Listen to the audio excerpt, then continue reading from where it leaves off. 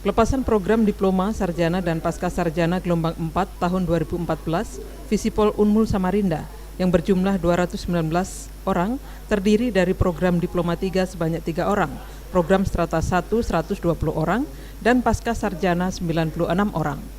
Sementara untuk indeks prestasi kumulatif lulusan S1 dan Diploma 3, IPK 2,76 sampai 3,50 sebanyak 108 mahasiswa, IPK 3,51 sampai 3,69 sebanyak 12 mahasiswa, dan IPK 3,70 sampai 3,89 ada 3 orang mahasiswa. Dekan Visipol Unmul Profesor Dr. Adam Idris MSI dalam sambutan yudisium mengajak para mahasiswa yang telah menyelesaikan pendidikan akhir ini untuk segera melakukan revolusi mental, orientasi moral, dan membiasakan diri untuk terus berinovasi dengan lompatan-lompatan pemikiran, sehingga lulusan Visipol mampu berkiprah secara unggul di tengah masyarakat.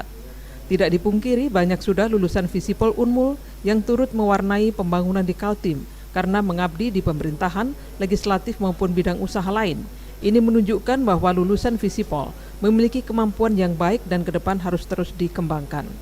Dan sesuai kebijakan dari Rektor baru Unmul, dengan adanya kuliah kerja nyata mandiri, maka proses percepatan kelulusan dapat ditingkatkan, namun demikian tetap tidak mengurangi mutu lulusan. Karena memang sekarang ini dari kebijakan kementerian, kebijakan rektor yang kita laksanakan di fakultas bahwa ada proses percepatan kelulusan karena pada dasarnya untuk program S1 itu cukup 4 tahun bahkan bisa kurang dari itu. Nah, langkah-langkah yang kita lakukan adalah yang pertama ada yang disebut dengan KKN mandiri atau kuliah kerja mandiri yang dilaksanakan oleh fakultas. Sementara Rektor Unmul Samarinda Profesor Dr. Masjaya MSI menegaskan, untuk mempercepat proses kelulusan mahasiswa tanpa mengurangi mutu lulusan, Unmul menempuh kebijakan untuk memberikan kesempatan kepada mahasiswa melakukan KKN mandiri sehingga tidak harus menunggu. Ini dimaksudkan agar mahasiswa dapat lebih proaktif menyelesaikan pendidikannya. Saya pikir KKN mandiri itu adalah bentuk upaya untuk tidak terpaku pada satu periodik saja kegiatan, sehingga kapanpun mereka siap dan sudah memenuhi persyaratan untuk mengikuti kegiatan KKN, maka itu akan dilaksanakan.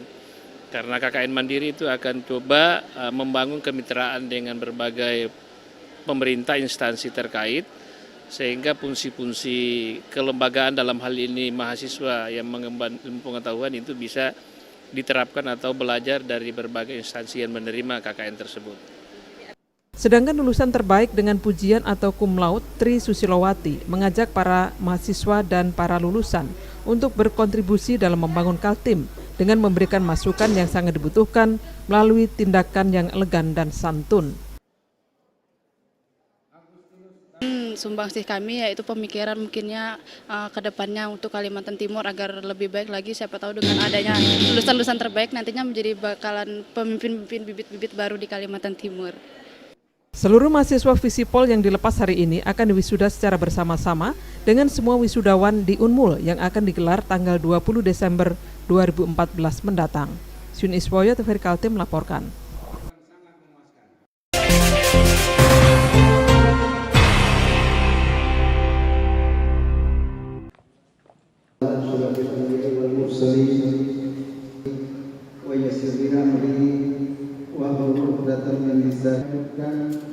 Ketika hari ini kami diberi Ketua dan Sekretaris Program Studi di lingkungan Fakultas Ilmu Sosial pelepasan program diploma sarjana selamat atas lulusan saudara-saudara yang mengikuti acara terdiri dari program S1 dan D3.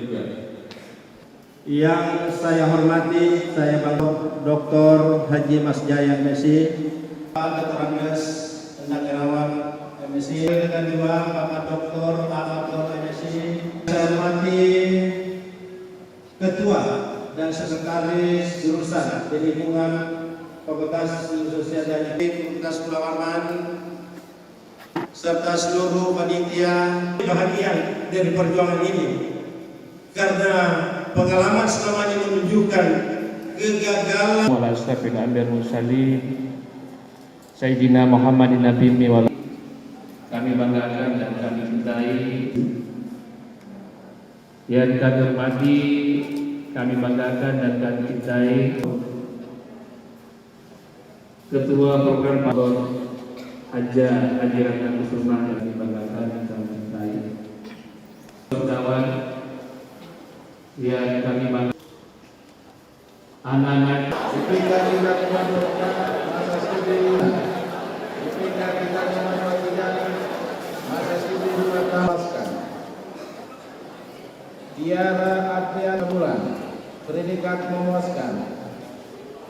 Ani masa studi 5 tahun 5 bulan, predikat memuaskan. Lisjawati, IPK 3,10 masa Setera Valencia, IPK 3, predikat memuaskan. Nia Fitriani, IPK 3,55. Jubaida, IPK. Abdul Rohim, Yuda Mulan.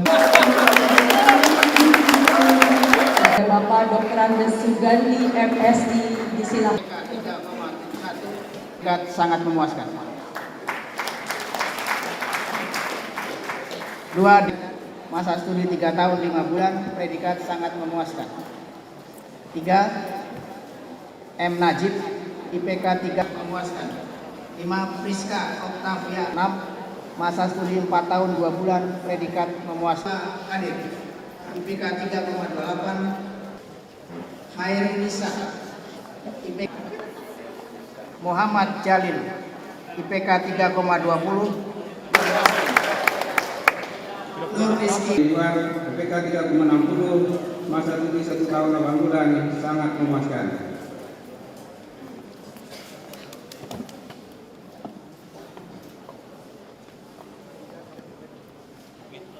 Mahdalena, IPK 3,60, memuaskan.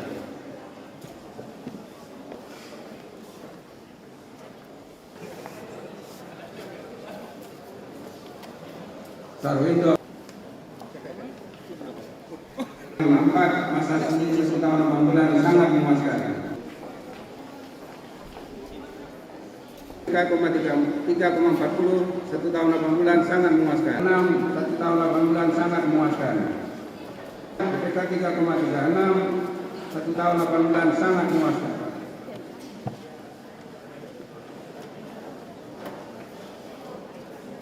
Agustinus Talung, IPK 3,35, 1 tahun 8 bulan, 1 tahun 8 bulan, sangat memuaskan.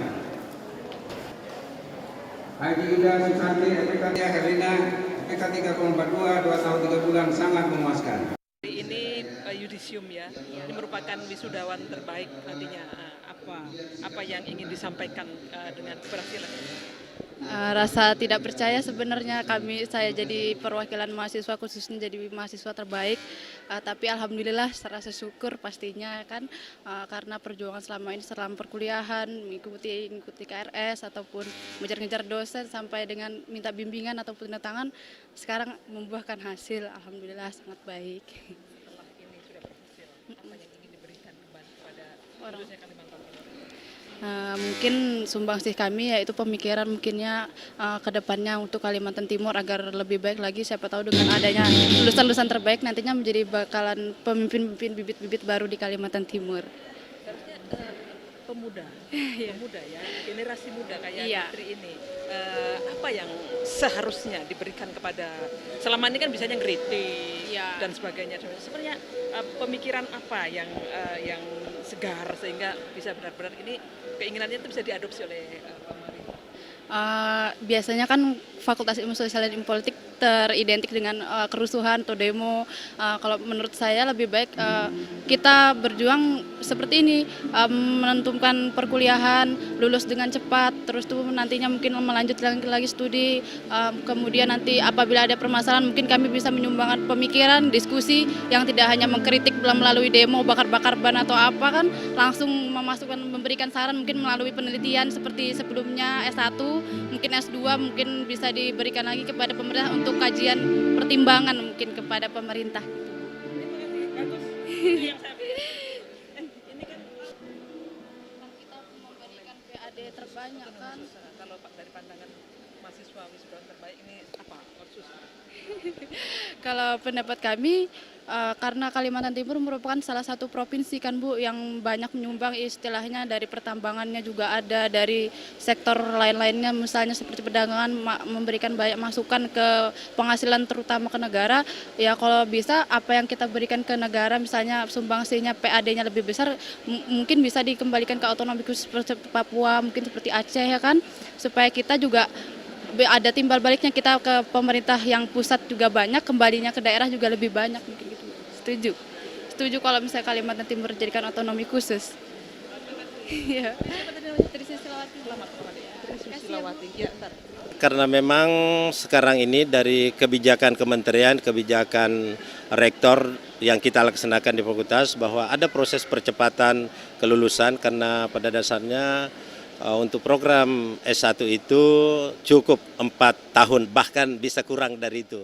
Nah, langkah-langkah yang kita lakukan adalah yang pertama ada yang disebut dengan KKN Mandiri atau kuliah kerja mandiri yang dilaksanakan oleh fakultas. Karena selama ini yang melaksanakan kuliah kerja nyata itu hanya lembaga pengabdian masyarakat dan itu hanya dilaksanakan hanya 1 kali setahun sehingga itu tidak bisa menampung semua jumlah mahasiswa yang ada di Universitas Mula Warman itu. Oleh karena itu kebijakan rektor bahwa untuk mengatasi masalah ini maka harus ada kebijakan yaitu kebijakan melaksanakan KKN Mandiri yang dilakukan oleh fakultas. Jadi fakultas sendiri yang melaksanakan kuliah kerja nyata itu yang disebut dengan KKN Mandiri. Itu yang pertama. Kemudian yang kedua, kebijakan yang kedua adalah kita memangkas ya pelaksanaan seminar.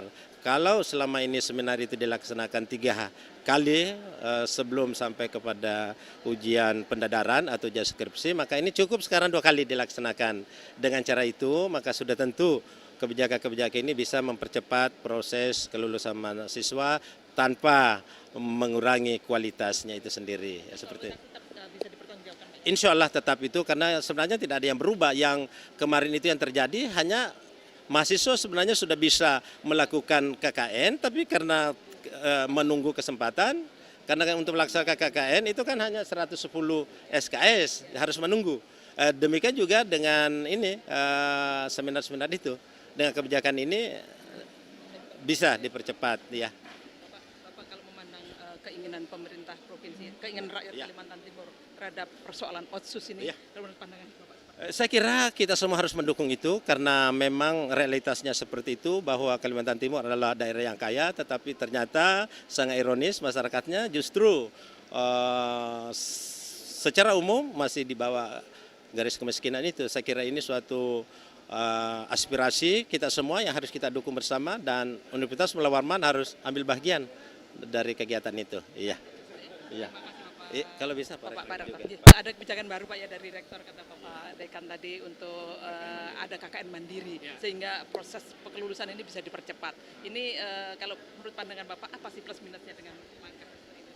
Saya pikir KKN Mandiri itu adalah bentuk upaya untuk tidak terpaku pada satu periodik saja kegiatan. Sehingga kapanpun mereka siap dan sudah memenuhi persyaratan untuk mengikuti kegiatan KKN, maka itu akan dilaksanakan. Karena KKN Mandiri itu akan coba membangun kemitraan dengan berbagai pemerintah instansi terkait, sehingga fungsi-fungsi kelembagaan dalam hal ini mahasiswa yang mengemban ilmu pengetahuan itu bisa diterapkan atau belajar dari berbagai instansi yang menerima KKN tersebut. Ini artinya lebih bisa memberikan kesempatan kepada yang lain supaya proses ini tidak terlalu lama-lama di kampus gitu. Ya, jadi nanti kan insya Allah pada ke depan ini malah bukan 7 tahun lagi, itu 5 tahun masa studi. Jadi ini semakin dituntut kita untuk selain menjaga kualitas juga cepat selesai itu. Wacana, keinginan masyarakat Kalimantan Timur untuk berjuang untuk otsus. Menurut Bapak Rektor ini seperti apa dukungan yang harus diberikan kepada pemerintah dan masyarakat Kalimantan Timur? Saya kira kita adalah lembaga pendidikan yang berada di Kalimantan Timur. Apapun aspirasi masyarakat untuk kepentingan masyarakat banyak, itu insya Allah Universitas Mula Warman akan mendukung. Jadi seluruh potensi yang dimiliki akan mencoba ikut dalam kajian kajian akademiknya untuk mendukung supaya upaya perjuangan otonomi khusus bisa terwujud. Karena kita juga merasa sampai pada saat ini dana perimbangan terutama yang terkait pembangunan Universitas Muhammad Arman itu sangat kecil juga masuk di universitas, khususnya dari APBN atau pemerintah pusat. Setuju. Dan anggota Senat memasuki